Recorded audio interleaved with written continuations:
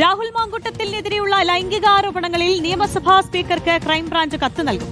നിയമസഭാ സമ്മേളനത്തിന്റെ പശ്ചാത്തലത്തിൽ കേസിന്റെ വിവരങ്ങളാണ് സ്പീക്കർക്ക് കൈമാറുക. എന്നാൽ രാഹുൽ പ്രതി എന്ന റിപ്പോർട്ട് ഇതുവരെ കിട്ടിയിട്ടില്ലെന്ന് സ്പീക്കർ എൻ ഷംസീർ പറഞ്ഞു. അതേസമയം അന്വേഷണത്തിന്റെ ഭാഗമായി 4 വനിതാ മാധ്യമ പ്രവർത്തകരുടെ മൊഴി രേഖപ്പെടുത്താനും തീരുമാനിച്ചിട്ടുണ്ട്.